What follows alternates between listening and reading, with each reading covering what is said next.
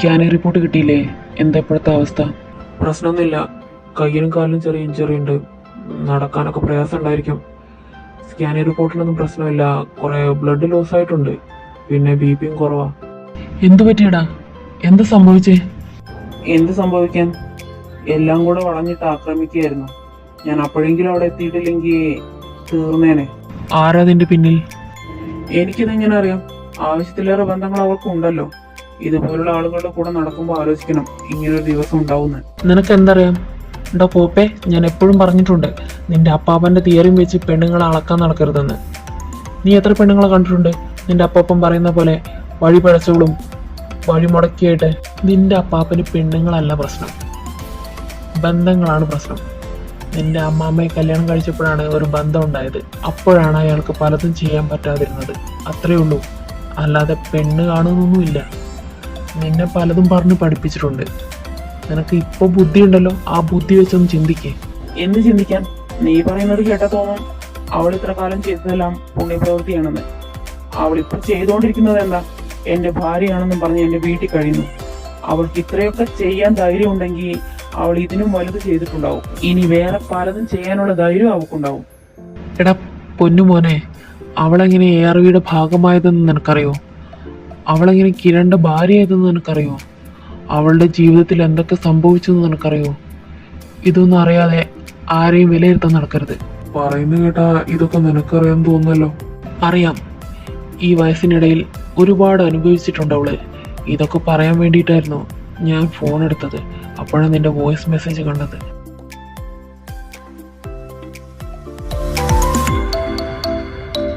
അവളുടെ അമ്മ അവളുടെ അമ്മച്ചനെ ഒന്ന് കണ്ടിട്ട് പോലുമില്ല. അവരെ കൊന്നു കളഞ്ഞാലോ എന്ന് പേടിച്ചിട്ടാ അമ്മമ്മ അവരെ വളർത്തിയത്. പിന്നെ അവളുടെ മുതുമുത്തശ്ശൻ, അമ്മയുടെ അമ്മാവന്മാര്, അവളുടെ തന്ത, ഇപ്പതേ ചേച്ചിയുടെ ഹസ്ബൻഡ് എന്നും പറഞ്ഞ് നടക്കുന്ന കിരൺ. ഒരുത്തൻ പോലും ആ കുടുംബത്തിനോട് നീതി കാണിച്ചിട്ടില്ല. ജനനിക്ക് എങ്ങനെയാന്ന് എനിക്കറിയില്ല. പക്ഷേ പാർവതിക്ക് ആണെന്ന് കേൾക്കുന്നതേ വെറുപ്പാണ്. അതിന് കാരണമുണ്ട്. അത് നീ ഈ സ്റ്റോറി കേട്ടപ്പോഴേ നിനക്ക് മനസ്സിലായി കാണുമല്ലോ. നിനക്കെന്താ പെണ്ണുങ്ങളോട് അത്ര വിരോധം?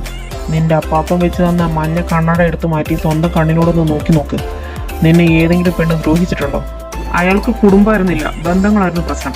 ബന്ധങ്ങളായപ്പോൾ അയാൾക്ക് തോന്നിയ പോലെ ജീവിക്കാൻ പറ്റിയില്ല. പലതും ചെയ്യാൻ കഴിയാതെ പലതും നഷ്ടപ്പെട്ടതിൻ്റെ പേരിൽ ഭ്രാന്തി പിടിച്ച് നിന്റെ മനസ്സിൽ വിഷം കുത്തി നിറച്ചതാണ്. അതാണിപ്പോൾ നിന്നെ ഭരിക്കുന്നത്. അതൊക്കെ മാറ്റി നിർത്തിയിട്ട് നീ ഈ പെണ്ണിനെ നോക്കി നോക്ക്. അപ്പൊ മനസ്സിലാവും. എന്താടാ നിർത്ത്. പറയുന്നേട്ടാ ഞാനാണ് അവളെ തല്ലി ഈ പരുവത്തിലാക്കിയതെന്ന് തോന്നുമല്ലോ. നീ പറഞ്ഞ പോലെ മാത്രമേ ഞാൻ അവളോട് ഇത്രകാലം ബിഹേവ് ചെയ്തിട്ടുള്ളൂ. പക്ഷെ ഇനി ഇത്രയൊക്കെ അനുഭവിച്ചിട്ടും അവൾക്ക് നല്ലതും ചീത്തയും തിരിച്ചറിയാനുള്ള കഴിവില്ലെങ്കിൽ അവൾ തിരിച്ചറിയണ്ട. അവൾ ഇത്രയൊക്കെ അനുഭവിച്ചു എന്ന് വിചാരിച്ച് അവൾക്ക് വേണ്ടി എന്റെ നഷ്ടങ്ങളൊക്കെ വേണ്ടാന്ന് വെക്കാൻ അവൾ എന്റെ ആരാ? അവളിപ്പോഴും മറ്റവനെ പൂജിച്ച് നടക്കുമല്ലേ? അങ്ങ് പൂജിച്ച് നടക്കട്ടെ. ഇങ്ങനെയൊക്കെ കിട്ടുമ്പോ അത് അനുഭവിക്കുകയും ചെയ്യട്ടെ. അത് ഞാനെന്തിനാ നോക്കുന്നത്? അപ്പോ അവള് കിരണിനെ പൂജിച്ച് നടക്കുന്നതാണോ നിന്റെ പ്രശ്നം? അതിന് എനിക്കെന്താ? അവൾ ഇത്രയൊക്കെ അനുഭവിച്ചു കാണും. അവളുടെ കഥയൊക്കെ ഇങ്ങനെ ആയിരിക്കും എന്ന് വിചാരിച്ച് അവള് ചെയ്തതെല്ലാം മറക്കാനൊന്നും എന്നെ കൊണ്ട് പറ്റില്ല. നീയല്ലേ പറഞ്ഞത് അവൾ ഒരിക്കലും അവനെ സ്നേഹിച്ചിട്ടില്ലാന്ന്? സ്നേഹിച്ചിട്ടില്ലെങ്കിൽ പിന്നെ എന്തിനാ അവന് വേണ്ടി ചാവാൻ വരെ നടക്കുന്നത്? അതാടാ താലിയുടെ ഫലം. താലി എന്ന് പറഞ്ഞാൽ ഒരു പെണ്ണിന്റെ വിശ്വാസമാണ്, ഉറപ്പാണ്. നീ ആലോചിച്ച് നോക്ക്. താലി കെട്ടിക്കഴിയും വരെ ഒരു വിശ്വാസവും ഇല്ലാത്ത പെണ്ണ് താലി കെട്ടിക്കഴിഞ്ഞാൽ അവളുടെ ജീവിതകാലം മുഴുവൻ കാത്തു സൂക്ഷിച്ച മാനവും സമ്പാദ്യവും എല്ലാം അവന് മുമ്പിൽ സമർപ്പിക്കുന്നില്ലേ? നീ ഒന്ന് ആലോചിച്ചു നോക്ക്.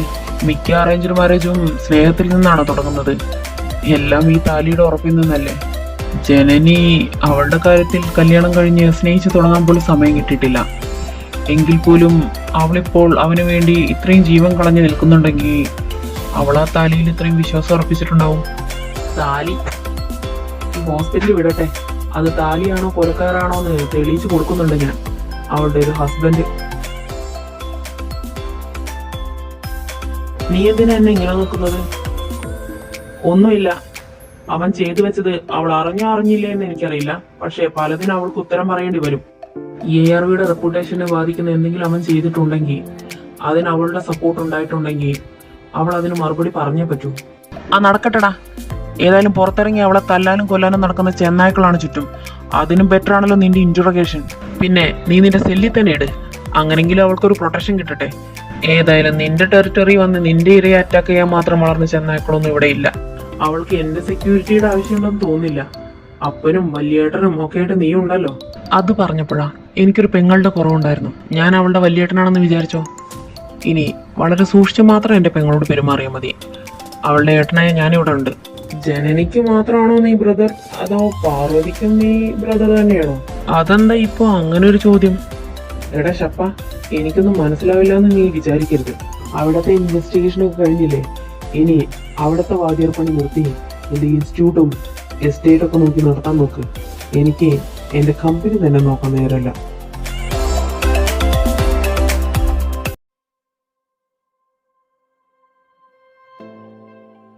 ഹലോ, നമ്മളെയൊക്കെ ഓർമ്മയുണ്ടാവോ? ധന്യ ഇവിടെയാണോ പ്രാക്ടീസ് ചെയ്യുന്നത്? എന്റെ പേരൊന്നും മറന്നിട്ടില്ലല്ലോ, അത് തന്നെ വലിയ ഭാഗ്യം. പിന്നെ ഞാൻ ഇത്തിരി ഗ്യാപ്പ് എടുത്തു PG ചെയ്യാൻ. ഇപ്പോ ബാംഗ്ലൂരില് PG ചെയ്തുകൊണ്ടിരിക്കുകയാണ്. അപ്പോ ഇവിടെ ഇത് ഞങ്ങളുടെ ഹോസ്പിറ്റലാണ്. ഇവിടെ ഞങ്ങൾക്ക് വേണ്ടപ്പെട്ട ഒരാളുടെ ഭാര്യ അഡ്മിറ്റ് ആണെന്ന് കേട്ടപ്പോ വന്ന് കണ്ടിട്ട് പോവാന്ന് ഓർത്തു. ഇത് വൈശാഖിന്റെ ഹോസ്പിറ്റലല്ലേ? അപ്പൊ താൻ വൈശാഖിനെയാണോ കല്യാണം കഴിച്ചത്? അതെ, ഇതൊന്നും അറിയില്ലായിരുന്നു അല്ലേ? കല്യാണത്തിന് വിളിച്ചിട്ട് പോലും വന്നില്ലല്ലോ. അന്ന് പോയ പോക്കാ, പിന്നെ ഇപ്പഴാ കാണുന്നത്. ഞാൻ ചില തിരക്കിലൊക്കെ പെട്ട് അന്ന് എനിക്ക് കല്യാണത്തിന് വരാൻ പറ്റിയില്ല. സോറി. അയ്യോ, നോ പ്രോബ്ലം. അന്ന് ചെറിയ പ്രശ്നമൊക്കെ ഉണ്ടായിരുന്നു. ഇന്നാലോചിക്കുമ്പോ അതൊന്നും പ്രശ്നമല്ല. കല്യാണം എന്തിന്?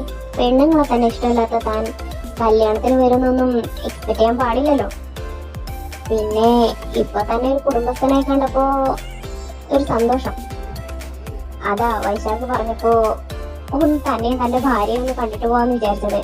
അന്ന് MC യിലുണ്ടായിരുന്ന സകല പെണ്ണുങ്ങൾ വന്ന് പ്രപ്പോസ് ചെയ്തിട്ടും ഒന്ന് മൈൻഡ് പോലും ചെയ്യാത്ത ഒരു കുലുക്കവും ഇല്ലാത്ത ഹാർട്ടാണ്.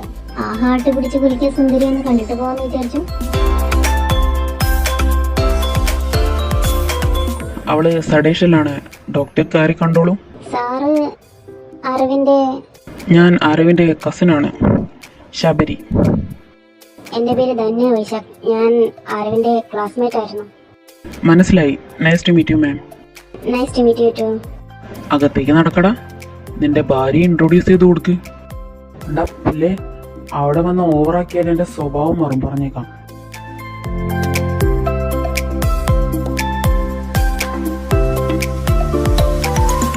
അയ്യോ, ഓർണമെന്റ്സ് തട്ടിയെടുക്കാൻ കള്ളന്മാര് അറ്റാക്ക് ചെയ്തതാന്ന് പറഞ്ഞപ്പോ ഞാൻ ഇത്രയും എക്സ്പെക്ട് ചെയ്തില്ല. ഇതിപ്പോ ഇത്രയൊക്കെ പരിക്ക് പറ്റിയിരുന്നോ? അവളിത്തിരി എടുത്തുചാട്ടക്കാരിയാണ് മാഡം. ചിലപ്പോ എതിർക്കാൻ പോയി കാണും.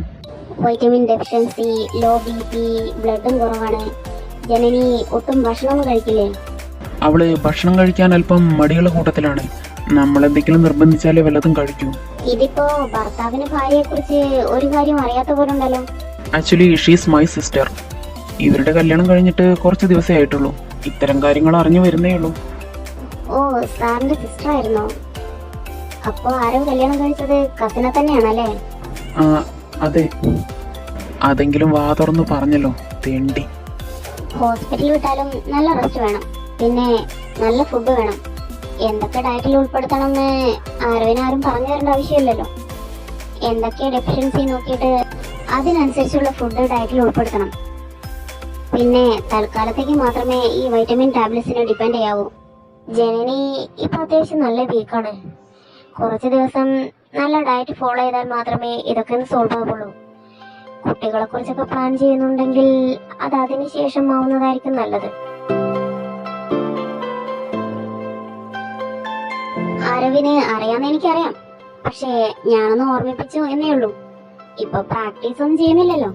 എന്നാ പിന്നെ എനിക്ക് പോവാനുള്ള സമയമായി. ഞാൻ പോട്ടെ. എന്റെ മോനെന്നെ കാത്തിരിക്കുന്നുണ്ടായിരിക്കും. വരട്ടെ. ഓക്കെ തന്നെയാ. എന്നാ പിന്നെ കാണാം. പിന്നെ ആരോ, തന്റെ ഭാര്യ ഭയങ്കര സുന്ദരിയാണോ? വെറുതെ അല്ല നീ ആരെയും മൈൻഡ് ചെയ്യാതിരുന്നത്. ഇങ്ങനെ ഒരു കസിൻ ഉണ്ടാകുമ്പോ ആരെങ്കിലും വേറെ പെണ്ണുങ്ങളെ മൈൻഡ് ചെയ്യൂ? Thank you. എന്നാ ഞാൻ വരട്ടെ, പിന്നെ കാണാം. ഓക്കെ തന്നെയാ.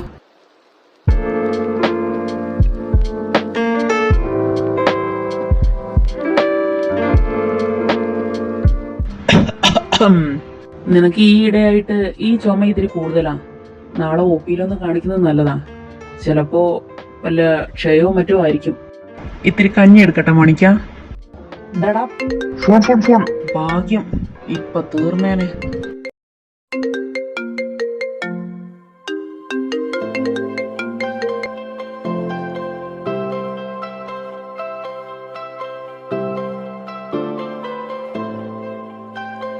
ഗോഡൌണിൽ നിന്നാണ് കോള് വന്നേ. ആ, ഞാനിപ്പോ ഗോഡൌൺ വരെ ഒന്ന് പോയിട്ട് വരാം. നീ ഇവിടെ ഉണ്ടാവില്ലേ? ചിലപ്പോ മോർണിംഗ് ആവും. നീ ഇപ്പൊ പോയാൽ അങ്ങനെ ശരിയാവും? അവൾക്ക് എന്നെ പരിചയം പോലുമില്ല. ഇപ്പൊ പോയില്ലെങ്കിൽ ശരിയാവില്ല. കമാന്നൊരക്ഷരം അവന്മാരുടെ വായിൽ നിന്നും വീഴുന്നില്ല. ഞാൻ തന്നെ ചെന്ന് സോൾവ് ചെയ്യേണ്ടി വരും. നീ ഇവിടെ നിൽക്ക്. ഒരു കാര്യം ചെയ്യ്, നീ ഇവിടെ നിൽക്ക്, ഞാൻ പോവാം. അല്ലെങ്കിൽ തന്നെ ഒരു ട്രോമയിലാണ്. ചുറ്റും നടക്കുന്നത് എന്താന്ന് അവൾക്കൊരു ധാരണയില്ല. അതിനിടയിൽ ഞാൻ പോയിട്ട് സ്വയം പരിചയപ്പെടുത്താൻ നിന്ന് അതും വിശ്വാസം ഉണ്ടാവില്ല. അതുകൊണ്ട് ഇത് വേണ്ട, നീ ഇവിടെ നിൽക്ക്, ഞാൻ പൊക്കോളാം. ശരി എന്നാ, എന്തെങ്കിലും ഉണ്ടെങ്കിൽ വിളിക്കണം. സമയം 12 കഴിഞ്ഞു. നീ കിടന്നുറങ്ങിക്കോ. എന്തെങ്കിലും ഉണ്ടെങ്കിൽ ഞാൻ വിളിക്കാം. പിന്നെ ഓരോന്ന് ആലോചിച്ച് അവളെ ഇവിടെ ഒറ്റയ്ക്കാക്കിയിട്ട് വരരുത്. ഇനി വരണം എന്നാണെങ്കിൽ നാളെ അവളെ ഡിസ്ചാർജ് ചെയ്തിട്ട് വീട്ടിലാക്കിയിട്ട് വന്നാൽ മതി. അവളെ ടാക്സിയിലൊന്നും കയറ്റി വിട്ടേക്കരുത്. അവൾ വീട്ടിലേക്ക് പോവില്ല. വീട്ടിലേക്ക് പോയില്ലെങ്കിൽ അവളുടെ ജീവന് തന്നെ ആപത്താണ്. ഇല്ല, ഇവിടെ ആക്കിയിട്ട് എന്തായാലും പോവില്ല. നീ ധൈര്യമായിട്ട് പൊക്കോ. എന്തെങ്കിലും ഉണ്ടെങ്കിൽ വിളിക്കണം.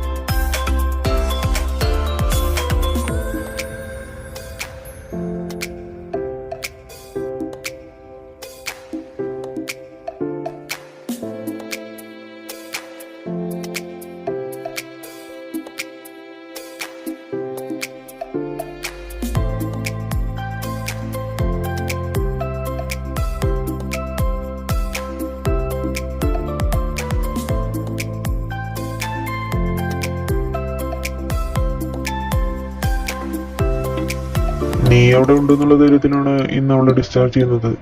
നന്നായിട്ട് കെയർ ചെയ്യണം. അവളുടെ ഡയറ്റും മെഡിസിനും ശ്രദ്ധിക്കണം. എന്തെങ്കിലും ഉണ്ടെങ്കിൽ എൻ്റെ പേഴ്സണൽ നമ്പറിലേക്ക് വിളിച്ചാൽ മതി. ഓക്കേടാ, ഞാൻ എന്തെങ്കിലും ഉണ്ടെങ്കിൽ വിളിക്കാം. ജനനി, താൻ കൂടെ ശ്രദ്ധിക്കണം കേട്ടോ. താൻ മെന്റലി അത്ര ഓക്കെ അല്ലെന്ന് തോന്നുന്നു. അതാ പിന്നെ ഞാൻ ഡിസ്ചാർജ് ചെയ്യാൻ സമ്മതിച്ചത്. ഇവിടെ ഒരു ഡോക്ടറിന്റെ കെയർ കിട്ടുള്ളൂ. അവിടെ ഒരു ഡോക്ടർ പ്ലസ് ഹസ്ബൻഡിന്റെ കെയർ കിട്ടുമല്ലോ. അപ്പോൾ കുറച്ചുകൂടെ ബെറ്റർ ആവും. ഓക്കെ? Okay doctor.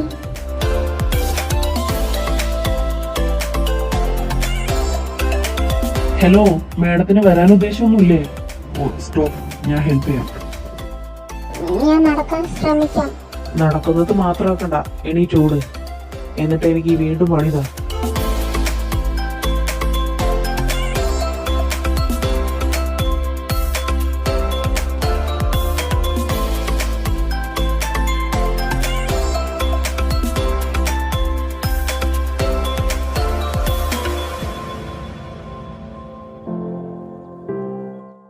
ഹലോ, എന്താടാ? നീ അമ്മയെ വിളിച്ചിരുന്നോ? ഇല്ല, അങ്കിള് ആന്റി എന്നെ വിളിച്ചിരുന്നു. നീ എന്നിട്ട് എന്താ അവരോട് പറഞ്ഞേ?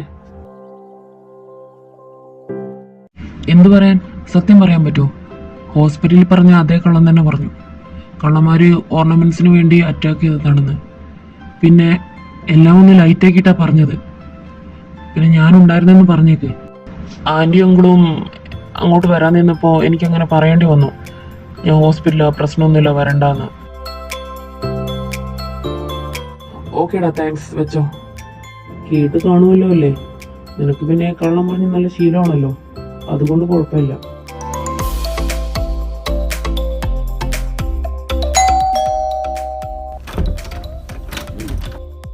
നിങ്ങൾ എത്തിയോ? മോനെ, അവളെ ഇവിടെ നിർത്തണ്ട. മുകളിലെ മുറിയിൽ തന്നെ കൊണ്ട് കിടത്തിയാൽ മതി.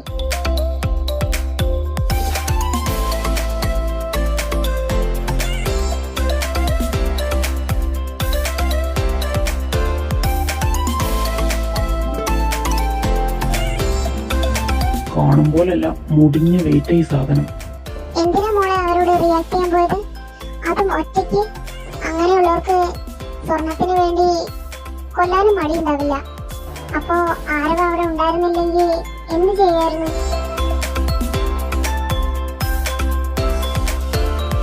ചിലരങ്ങനെയാ, താലിക്ക് ആവശ്യമില്ലാത്തൊരു പരിഗണന കൊടുക്കും. അതിനുവേണ്ടി ചാവാനും നടക്കും. ഇങ്ങനെ ഓരോന്ന് കിട്ടുമ്പോഴെങ്കിലും പഠിച്ചോളും. എന്താ മോളെ, താലി പൊട്ടിക്കാൻ ശ്രമിച്ചതിനാണോ നീ റിയാക്ട് ചെയ്തത്? ശരിയാണല്ലോ, താലി ഒന്നും കാണാനില്ലല്ലോ.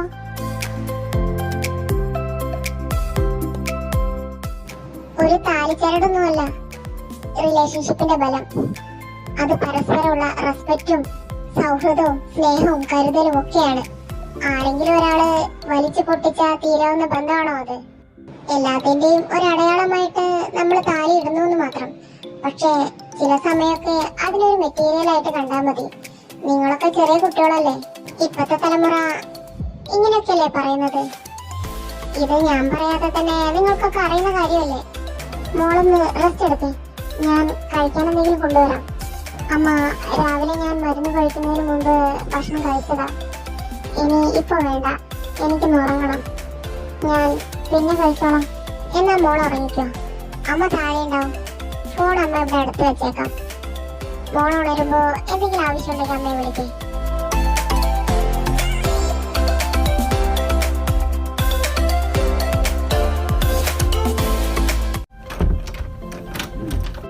നീ എന്താ ലേറ്റേ? വാ. ജനനി ഇപ്പൊ ഓക്കെ അല്ലേ? ഓക്കെ ആണോന്ന് ചോദിച്ചാ അത്രയൊന്നും ഓക്കെ അല്ല. പിന്നെ വീട്ടിൽ കൊണ്ടുപോകുന്നതാണ് സേഫ് എന്ന് തോന്നി. എനിക്ക് അവളെ മാനേജ് ചെയ്യാനൊന്നും പറ്റില്ല. ഉറപ്പാണോ?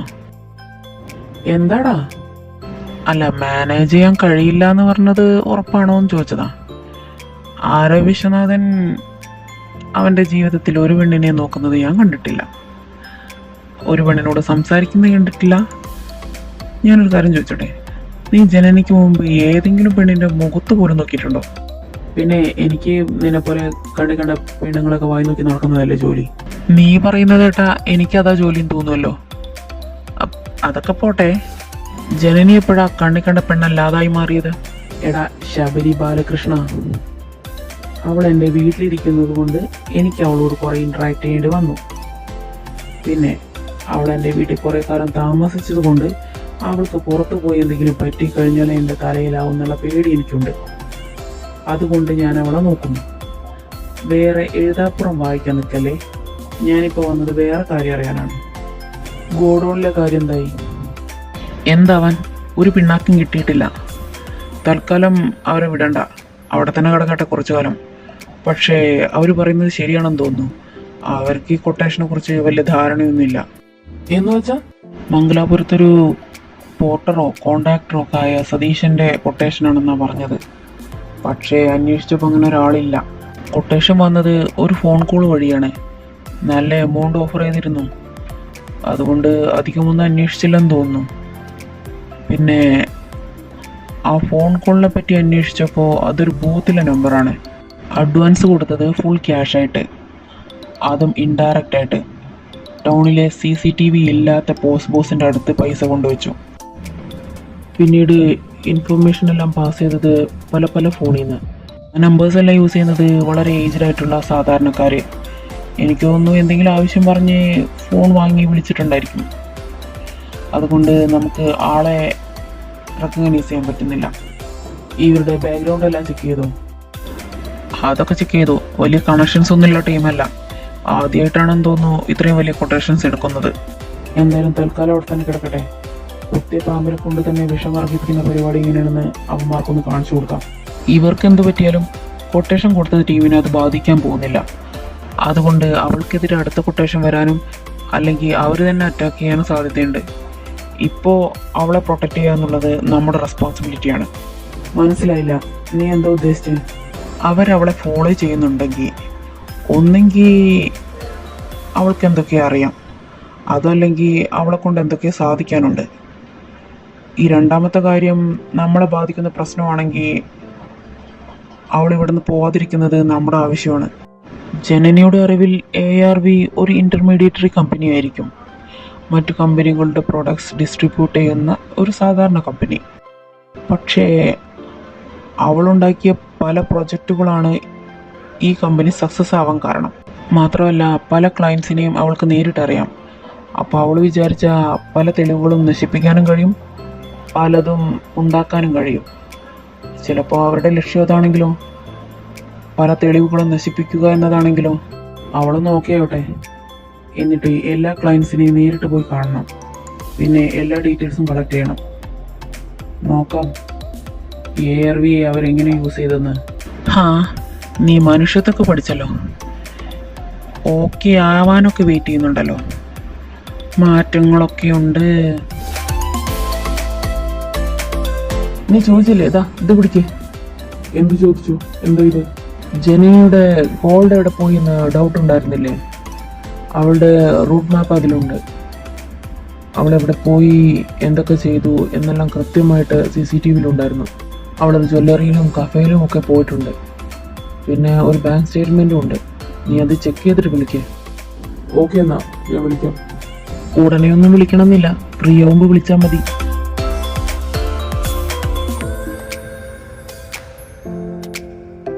ഇവന് വല്ല ഫീലിങ്സും ഉണ്ടോ?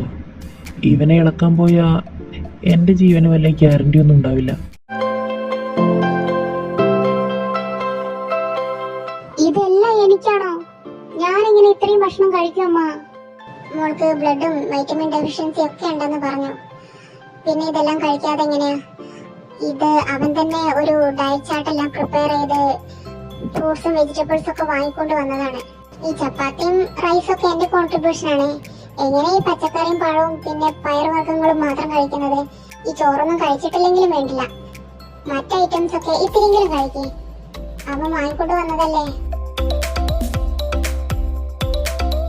മോൾക്കൊരു കാര്യം അറിയാം? ഫസ്റ്റ് അറ്റംപ്റ്റിൽ നല്ല റാങ്കോടെ തന്നെ നീറ്റ് ക്ലിയർ ചെയ്ത് 9 സെമസ്റ്ററുകളും ഫസ്റ്റ് റാങ്കോടെ പാസ്സായവനാ. പിന്നീട് ആ സ്റ്റെതസ്കോപ്പ് തൊട്ട് ഞാൻ കണ്ടിട്ടേയില്ല. ഡയറ്റ് ചാർട്ട് പ്രിപ്പയർ ചെയ്യുന്നത് പോയിട്ട് ഒരു തെർമോമീറ്റർ എടുത്ത് പനി ചെക്ക് ചെയ്യുന്നത് പോലും ഞാൻ കണ്ടിട്ടില്ല. മോൾ ഇറങ്ങിക്കൊണ്ടിരിക്കുമ്പോ പ്രഷറൊക്കെ ചെക്ക് ചെയ്യുന്നത് കണ്ടപ്പോ ഞാൻ നോക്കി നിന്ന് പോയി. എന്റെ മോനെ ഇങ്ങനെയെങ്കിലുമൊക്കെ എനിക്ക് കാണാൻ പറ്റിയല്ലോ. അമ്മ, ആരവിന് പിന്നെ എന്താ പറ്റിയേ? എന്താ അവൻ പ്രാക്ടീസ് ഒന്നും ചെയ്യാതിരുന്നത്? അവനിങ്ങനെയൊന്നും സംസാരിക്കാറില്ല അല്ലേ? അങ്ങനെയല്ലമ്മ, ചിലപ്പോ ഈ ടോപ്പിക് ഞങ്ങളുടെ സംസാരത്തിനിടയിൽ വരാത്തത് കൊണ്ടായിരിക്കും. അങ്ങനെയാണോ? സത്യമാണല്ലോ അല്ലേ? അമ്മയുടെ അടുത്ത് മോൾ ഇനി കഷ്ടപ്പെട്ട് അഭിനയിക്കേണ്ട ആവശ്യമൊന്നുമില്ല. ഞാനും ഒരു പെണ്ണല്ലേ, എനിക്കും ചിലതൊക്കെ മനസ്സിലാവും. അമ്മ, അത് അയ്യോ, ഞാൻ കുഞ്ഞിനെ കുറ്റപ്പെടുത്തിയതല്ല. ഇവിടുന്ന് ഞങ്ങള് തന്ന സ്നേഹത്തിനൊക്കെ നന്ദി പറഞ്ഞു പോയതല്ലേ. അതെന്റെ അവസ്ഥ കൊണ്ടാണെന്ന് പറഞ്ഞില്ലേ? അപ്പോ മോളുടെ കണ്ണ് നിറയുന്നത് അമ്മ ശ്രദ്ധിച്ചിരുന്നു. ഇങ്ങോട്ട് തിരിച്ചു വരില്ലെന്നാ വിചാരിച്ചത്. മോളെ കണ്ടപ്പോ എനിക്ക് ഇപ്പോ സന്തോഷിക്കണോ സങ്കടപ്പെടണോ എന്നൊന്നും അറിയില്ല. പക്ഷേ ഒരു കാര്യം പറയാം, ഞാൻ ഇതുവരെ ആരോടും കോംപ്രമൈസ് ചെയ്യുന്നത് കണ്ടിട്ടില്ല, ശബരിയോട് വെച്ച്. പിന്നെ ആർക്കെങ്കിലും എന്തെങ്കിലും വേണോ, എന്താ വേണ്ടത് അങ്ങനെയൊക്കെ ആലോചിച്ച് ഒന്നും വാങ്ങിക്കൊടുക്കുന്നത് കണ്ടിട്ടില്ല. ആരെയും ഇത്ര കെയർ ചെയ്യുന്നതും കണ്ടിട്ടില്ല. ഇതൊക്കെ ഞാൻ ആദ്യമായിട്ട് കാണുന്നു. അതവന്റെ ഉള്ളിൽ എവിടെയോ സ്നേഹം ഉണ്ടായിട്ടല്ലേ. ഞാൻ അറിവിനെ പ്രസവിച്ചിട്ട് 25 വർഷം കഴിഞ്ഞു. ഇപ്പൊ 26 വർഷമാവാൻ പോകുന്നു. ചെറുപ്പത്തിലെ ചില സംഭവങ്ങൾ ഒഴിച്ച് വലുതായിട്ട് അവൻ ഒരിക്കലും എന്നോടൊന്നും ആവശ്യപ്പെട്ടിട്ടില്ല. ഇന്ന് ആദ്യമായിട്ട് അവനിതെല്ലാം വാങ്ങിക്കൊണ്ട് വന്ന് അമ്മയ്ക്കിത് കുക്ക് ചെയ്യാൻ പറ്റുമെന്ന് ചോദിച്ചു. അത് മോൾക്ക് വേണ്ടി. ഇതിൽ നിന്നെല്ലാം ഞാൻ എന്താ മനസ്സിലാക്കണ്ടേ? കൃത്യമായി വീട്ടിൽ വരാറില്ല, ഒന്നും അന്വേഷിക്കാറില്ല. എപ്പോഴെങ്കിലും വരും, പോവും, ചിലപ്പോ ശബരിയുടെ കൂടെ നിൽക്കും. ഇങ്ങനെയൊക്കെയായിരുന്നു അവന്റെ പതിവ്. ഇപ്പോ കൃത്യമായി വരുന്നു, ചിലതിലൊക്കെ അവന്റെ ശ്രദ്ധയുണ്ട്. ഇതിൽ നിന്നൊക്കെ അവൻ മോളെ സ്നേഹിക്കുന്നു എന്നല്ലേ ഞാൻ മനസ്സിലാക്കണ്ടേ? മോളെ, ഞാൻ എന്താ നിങ്ങളുടെ ഇടയിലെ പ്രശ്നം, എങ്ങനെയാ എന്നൊന്നും ചോദിക്കുന്നില്ല. മോൾക്ക് പറയണം എന്ന് തോന്നുമ്പോ പറയാനും പഠിക്കരുത്. എന്തായാലും അമ്മ കൂടെ ഉണ്ടാവും. നീ എന്റെ മോള് തന്നെയാ. പിന്നെ മോള് വിചാരിക്കും പോലെ അവനത്ര മോശപ്പെട്ട ആളൊന്നുമല്ല. സ്നേഹം പുറത്ത് പ്രകടിപ്പിക്കാൻ അറിയില്ല എന്ന് മാത്രം. അതവന് കിട്ടേണ്ട പ്രായത്തിൽ ഞങ്ങൾക്ക് കൊടുക്കാൻ സാധിച്ചില്ല. പിന്നെ അവൻ വളർന്ന ചുറ്റുപാടും അങ്ങനെയായിരുന്നു. ഞാൻ പറഞ്ഞു വന്നത്, മോൾ ഇവിടുന്ന് പോയത് മോൾക്ക് സഹിക്കാൻ പറ്റാത്ത എന്തെങ്കിലും പ്രശ്നങ്ങൾ കൊണ്ടാണെങ്കിൽ അമ്മ ഒരിക്കലും പറയില്ല മോളോട് ഇവിടെ നിൽക്കാൻ. അങ്ങനെ സഹിച്ചും പുറത്തും ഒരു പെണ്ണും ജീവിക്കരുതെന്ന അമ്മയുടെ ആഗ്രഹം. പിന്നെ അങ്ങനെയൊന്നും അല്ലെങ്കിൽ മോള് ഞങ്ങളുടെ മോളായി ആരവിന്റെ വൈഫായി ഇവിടെ ജീവിക്കുകയാണെങ്കിൽ അതായിരിക്കും ഞങ്ങളുടെയും എല്ലാവരുടെയും ഏറ്റവും വലിയ സന്തോഷം. അമ്മ, ഇതിനൊരു മറുപടി ഞാൻ പറഞ്ഞല്ലോ, എന്റെയും വിശേട്ടന്റെയും ആരവിന്റെയും ഒന്നും ആഗ്രഹമല്ല നിന്റെ തീരുമാനമാവേണ്ടത്.